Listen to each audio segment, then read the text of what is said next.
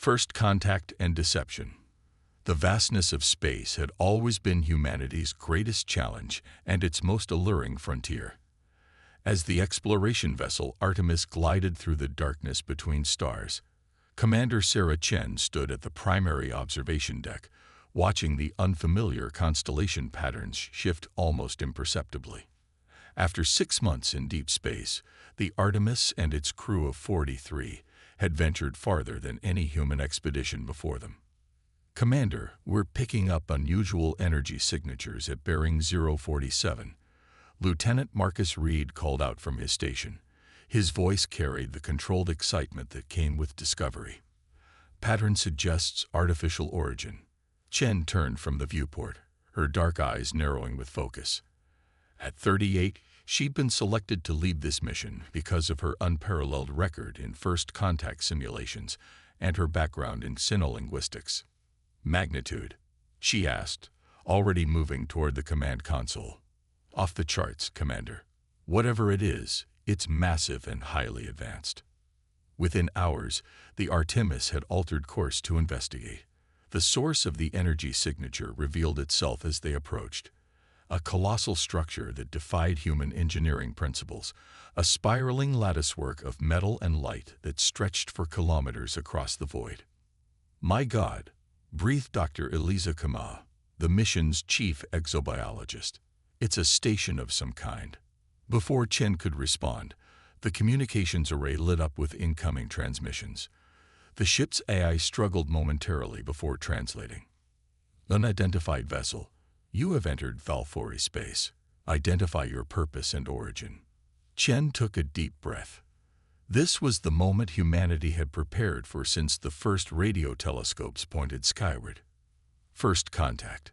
"This is Commander Sarah Chen of the Earth exploration vessel Artemis. We come in peace, seeking knowledge and mutual understanding."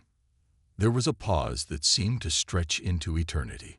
Then, approach coordinates being transmitted. "Welcome, humans. We have been waiting." The Valfori proved to be a species of striking appearance. Tall, graceful beings with 4 arms and iridescent skin that shifted color with their moods.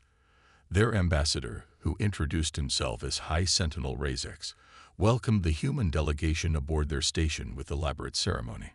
"Your species has developed remarkably quickly," Razex observed during the initial diplomatic exchange. "From planetary confinement to interstellar travel in less than 3 centuries. Most impressive." Chen felt a flicker of pride, but also caution.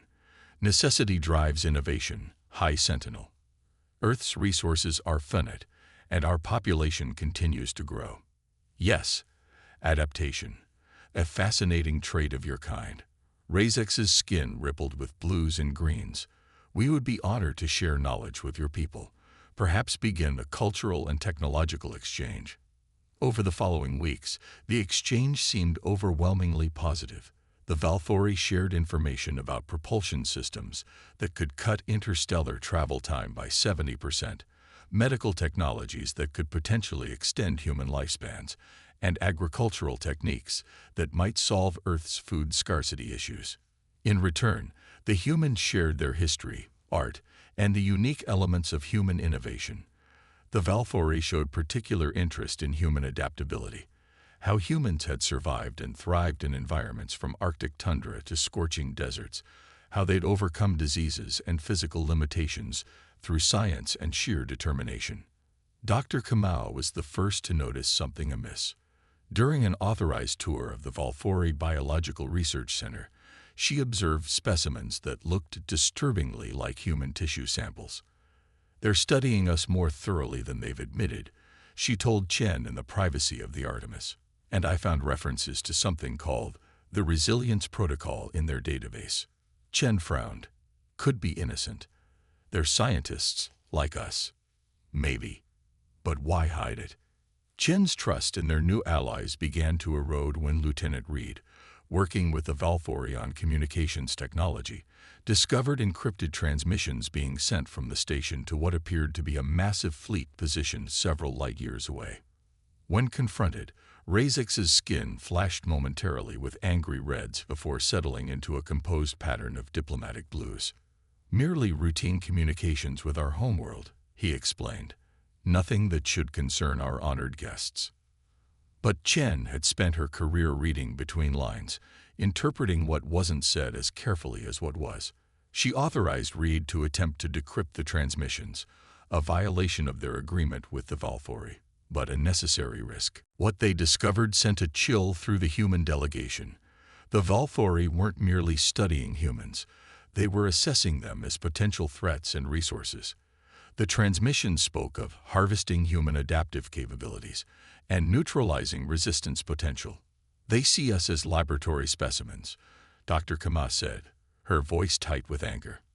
And potential slaves. Chen faced a commander's nightmare. Her ship was effectively trapped at the Valfori station, outgunned and too far from Earth to send warnings. Any direct confrontation would likely end in disaster for her crew and potentially accelerate whatever plans the Valfori had for Earth. We need to learn more before we act, she decided, and we need to find a way to warn Earth. Using a risky combination of guile and technical ingenuity, Chen authorized a plan to access the Valfori central database, while maintaining the pretense of continued diplomatic exchange. Lieutenant Reed and Dr. Kamau worked to infiltrate the alien computer systems, seeking both information and potential vulnerabilities. What they discovered exceeded their worst fears. The Valfori had encountered dozens of species throughout their expansion. Some were assimilated as subordinate allies, while others, those deemed either too threatening or too valuable, were systematically stripped of their resources, including genetic material and individuals for experimentation. Earth had been classified as a Class A harvesting priority due to humans' unique combination of adaptability, intelligence, and physical resilience. The Valfori fleet was preparing for what they termed a collection mission to Earth, with an estimated arrival in just under 3 months. They believe we'll be easy to subdue, Chen observed grimly as she reviewed the Valfori tactical assessments. They've underestimated us. As the human delegation continued their facade of friendly cooperation, they worked feverishly to prepare 3 critical countermeasures. First, they needed to warn Earth of the coming threat. Second, they needed to gather as much intelligence on Valfori technology and weaknesses as possible. And third, they needed to find a way to escape the station and return home to help prepare Earth's defenses. The opportunity came during a ceremonial event marking a month of successful cultural exchange. With the Valfori's guard momentarily lowered due to the celebrations, Reed managed to access their communications array and transmit a compressed data package toward Earth, a desperate bottle tossed into the cosmic ocean, containing everything they'd learned about the Valfori and their intentions. The transmission did not go unnoticed. Within hours, the mood aboard the station shifted dramatically. The Valfori's pretense of friendship evaporated, and the human delegation found themselves confined to their quarters. Razex, his skin now pulsating with unmasked crimson tones, confronted Chen directly. "You disappoint me, Commander. We had hoped to conduct this process with minimal disruption." Chen stood her ground. "Did you really expect us to quietly accept being harvested? We expected you to recognize superior capabilities when confronted with them," Razex replied. "Your species-defining trait is not your physical adaptability, Commander. It is your persistent, irrational belief that you can overcome any obstacle, regardless of the odds." "History suggests we often do," Chen countered. Razex's outer arms made a dismissive gesture, a temporary condition. "The galaxy has natural hierarchies, Commander Chen. The Valfori have maintained dominance for millennia because we understand this fundamental truth. Adaptation is meaningless without power to enforce it." As Razex departed, leaving the humans under heavy guard, Chen gathered her senior officers. Their situation appeared hopeless. Trapped on an alien station, outmatched technologically, with Earth unknowingly facing annihilation. "They've made one critical mistake," Chen told her team as they huddled in their confined quarters. "They studied our biology, our technology, even our history, but they fundamentally misunderstand what makes humans fight hardest, which is asked Dr. Kama. Chen's expression hardened with resolve. We're at our most dangerous when protecting others, not just ourselves. And we never, ever consider any situation truly hopeless. As the Artemis crew prepared for what might be their final stand, Chen studied everything they'd learned about Valfori systems and psychology. There would be no rescue, no diplomatic solution. Their only hope, and potentially Earth's, lay in doing what humans had always done when faced with overwhelming odds. Adapt, improvise, overcome. The human response. The Valfori prepared to transport the human delegation to their homeworld for further study, considering them valuable specimens, but no longer worth the pretense of diplomatic relations. Commander Chen and her crew were placed in stasis chambers designed to render them unconscious for the journey. What the Valfori failed to account for was the remarkable human capacity for resistance to sedatives, an evolutionary adaptation from millennia of experimenting with mind-altering substances.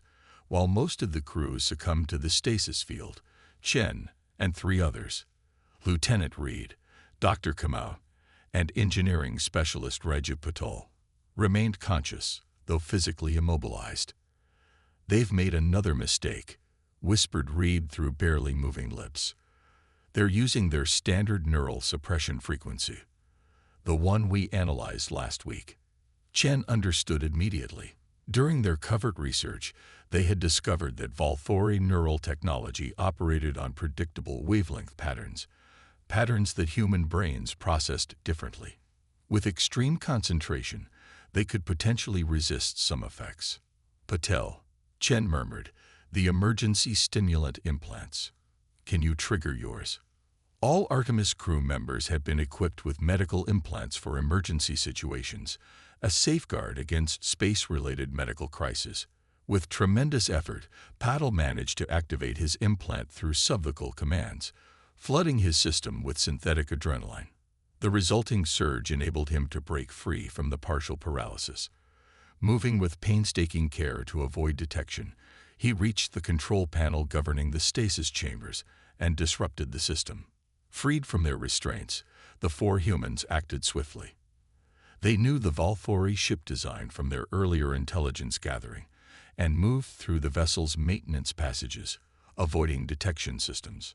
"The Valfori fleet is already en route to Earth," Kama reported after accessing a data terminal. "They've accelerated their timeline." "Then we need to accelerate ours," Chen responded. "Patel, can you access their weapons systems from here?" The engineer studied the alien interface. "Not directly, but I might be able to create a feedback loop in their power distribution network."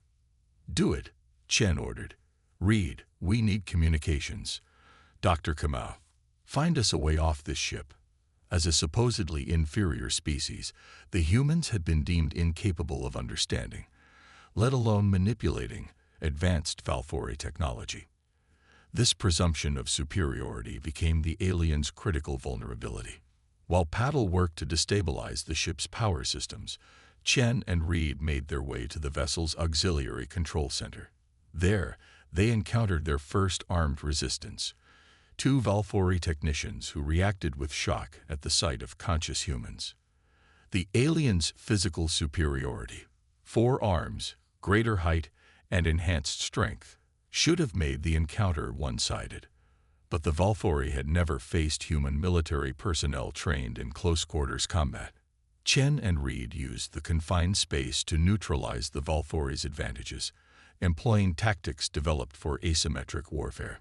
With the control center secured, Reed established a direct communication link to Earth's Defense Command.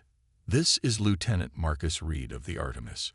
Authentication code Sierra 9 Delta 47. We have a Level 1 first contact situation. Hostile alien force inbound.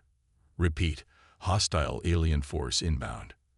After the briefest hesitation, the response came, "Authentication confirmed. Situation acknowledged. Defense protocols initiated. What are we facing, Lieutenant?" Chen took over the communication. "This is Commander Chen. The Valfori possess technology approximately 2 centuries ahead of ours. Energy weapons, neural manipulation, advanced propulsion. But they have weaknesses.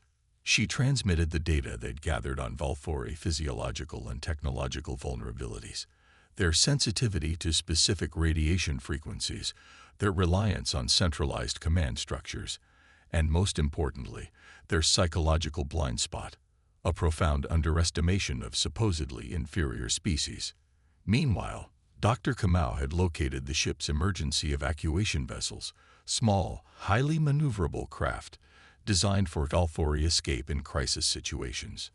"I can pilot one," she reported, "but we'll never outrun their pursuit ships."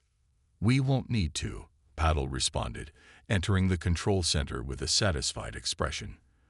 "The feedback loop is active. In approximately 40 minutes, their power core will experience a cascade failure. Not enough to destroy the ship, but enough to disable it temporarily." Chen nodded grimly. "That's our window. We take the evacuation craft and make maximum speed toward the nearest mapped jump point." As they prepared to execute their escape, alarms blared throughout the Valfori vessel. Their sabotage had been discovered sooner than anticipated. "Change of plans," Chen announced. "Read, transmit everything we have to Earth now. Full data packet. Dr. Kamau, Patel, get to the evacuation vessel and prepare for immediate departure." "Commander," Reed questioned, recognizing the implication in her orders. "I'll create a diversion," Chen explained, checking the Valfori weapon they'd confiscated. "Buy you the time you need." Before they could protest, she continued, "That's an order. Earth needs this intelligence more than it needs any one of us. Go." As her 3 crew members reluctantly departed for the evacuation bay, Chen moved deliberately toward the ship's primary control center. The Valfori would expect escaping prisoners to flee, not advance deeper into the ship. She intended to use that expectation against them. By the time High Sentinel Razex realized what was happening, Chen had reached the vessel's navigational controls. Using the access codes they'd decrypted during their earlier espionage, she initiated a program that would alter the Valfori flagship's course, directly into the path of their own support fleet. Razex himself led the security team that cornered her in the control center. His skin pulsated with furious reds and blacks as he confronted her. "This futile resistance only confirms our assessment," he declared. "Your species refuses to accept natural order." Chen smiled coolly. "No, we simply reject your definition of it." She nodded toward the navigational display, where the collision course she programmed was now locked in. "In approximately 6 minutes, this ship will intersect with your fleet's formation at FTL velocities. Even with your technology, the results will be substantial." Razex's colors shifted to alarmed yellows. "You would sacrifice yourself to protect my people." Without hesitation, Chen's voice was steady. "But I also transmitted an override code to your bridge. You can stop the collision after my people are safely away." The standoff lasted precisely 2 minutes and 17 seconds before Razex made his decision. "Release the human evacuation craft," he commanded his officers. "Clear them to jump point." Only after confirmation that the small vessel carrying Reed, Kamau, and Paddle had successfully departed did Chen transmit the override code, allowing the Valfori to correct their course. Razex studied her with new colors swirling across his skin, patterns Chen had never observed before. "You risked everything on the calculation that I would value my crew over your capture. I calculated that any species advanced enough to traverse the stars would have evolved beyond needless sacrifice," Chen replied. "Was I wrong?" "No," Razex admitted, his colors settling into a thoughtful blue-violet pattern. "But this changes nothing regarding our mission to Earth." "I think it changes everything," Chen countered. "Your entire assessment of humanity is based on the premise that we're predictable, that we'll respond to superior force with either submission or futile, disorganized resistance." She gestured to the ship's long-range sensors, which were now detecting unusual energy signatures from Earth's direction. "But you've already lost the element of surprise, and humans unite remarkably quickly when facing external threats. The Earth that the Valfori fleet would encounter 3 weeks later was not the vulnerable planet they had anticipated. Warned by the Artemis crew's transmission and equipped with hastily adapted versions of the Valfori technology, Chen's team had documented Earth's combined defense forces presented a far more formidable challenge than the aliens had calculated. Rather than the quick subjugation the Valfori had planned, they found themselves engaged in a protracted conflict with a species that adapted to their tactics with unsettling speed. Human ships, while technologically inferior, employed unpredictable maneuvers and sacrificial strategies that disrupted the Valfori's carefully calibrated battle algorithms. When the Valfori deployed their neural disruptors, weapons designed to incapacitate human defenders, they discovered that Earth forces had already developed rudimentary countermeasures based on the data from the Artemis. From her position as a valued prisoner aboard the Valfori command ship, Commander Chen observed the unfolding conflict with a mixture of pride and concern. The humans were holding their own far better than the Valfori had anticipated, but the technological gap remained significant. Earth could resist, but for how long? The turning point came when High Sentinel Razix, increasingly frustrated by the unexpectedly costly campaign, summoned Chen to the command deck to witness a demonstration of the Valfori's ultimate weapon, a gravitational manipulation device capable of creating localized singularities. In simple terms, they could generate temporary black holes as weapons. Your species' resistance is admirable, but ultimately futile, Razix informed her as the weapon powered up, targeted at Earth's moon as a demonstration of power. This technology cannot be countered with your current science. Chen watched the weapon charging, her mind racing through everything she'd learned about Valfori technology. Before you demonstrate, she said carefully, I believe protocol dictates I be allowed final communication with my people. Razix, still maintaining the formalities of civilized warfare despite the circumstances, granted her request. Chen was permitted to transmit a brief message to Earth Command. What she sent was not a farewell, but a series of technical specifications, the exact frequency and power signature of the gravitational weapon, details she had memorized from her observations on the command deck. Within minutes of her transmission, as the Valfori weapon reached full power, something unexpected happened. A precisely calibrated energy pulse from Earth struck the Valfori flagship, penetrating its shields at exactly the right harmonic frequency to disrupt the gravitational weapon's containment field. The resulting feedback caused a cascading system failure throughout the Valfori command ship, disabling its primary systems without destroying the vessel. Similar targeted pulses struck key ships throughout the Valfori fleet, leaving them temporarily vulnerable. Razix, his skin cycling through patterns of shock and disbelief, turned to Chen. Impossible. That technology is beyond your capabilities. The specific technology, yes, Chen acknowledged. But the principles, once we understood what to look for, we adapted our existing systems to exploit the vulnerability. She stepped closer to the Valfori commander. This is what you fail to understand about humans, High Sentinel. We don't just adapt physically or build new technologies. We adapt conceptually. We take fragments of understanding and extrapolate possibilities that even the original creators might not have considered. With the Valfori fleet temporarily crippled and Earth forces moving to secure strategic positions, the balance of power had shifted dramatically. Not toward human dominance.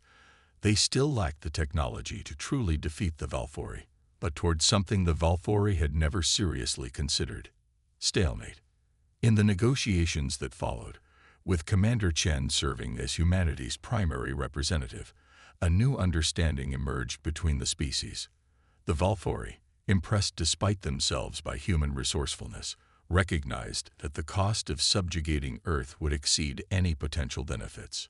Your assessment was correct, Commander, Razix acknowledged during the formal ceasefire discussions. We misjudged your species' capacity for unified response and creative adaptation. A natural mistake, Chen replied diplomatically. You categorized us according to your experience with other species. And yet, Razix continued, his skin now displaying the scholarly blues of scientific curiosity. This raises an intriguing possibility. If humans can achieve so much through adaptation and determination despite your technological limitations, what might be accomplished through genuine collaboration? The treaty that eventually formed between Earth and the Valthori Ascendancy established terms that would have been unimaginable months earlier. Rather than conquest or subjugation, the agreement created a framework for controlled technological exchange and mutual defense. The Valthori would share specific technologies with humanity on a graduated schedule, preventing the cultural shock of too much advancement too quickly. In return, humans would contribute their unique perspectives and problem-solving approaches to Valthori scientific and military endeavors. They still don't fully understand us, Dr. Kamau commented to Chen after the treaty signing ceremony. They see our adaptability as a useful tool, not as the core of what makes us human. Chen watched the Valthori delegation, their skin shimmering with formal diplomatic patterns. Perhaps not, but they respect it now. And in time, they may come to understand that the true nature of Earth's warriors isn't found in our weapons or even our determination. What then? Asked Reed, who had been promoted for his role in saving Earth. Chen smiled slightly. It's our empathy, our ability to see ourselves in others, even those very different from us. That's why we fight hardest to protect, not to conquer. And eventually, that's what will make us valuable allies rather than merely useful vassals. As the human and Valthori delegations departed the neutral space station where the treaty had been signed, Commander Sarah Chen looked out at the star field beyond the viewport. Humanity had survived its first serious interstellar crisis, not through overwhelming force, but through their most fundamental traits: adaptability, creativity, and the willingness to risk everything to protect others. The galaxy had taken notice, and whatever challenges awaited beyond the stars, humans would face them as they always had, together, resourceful, and unafraid.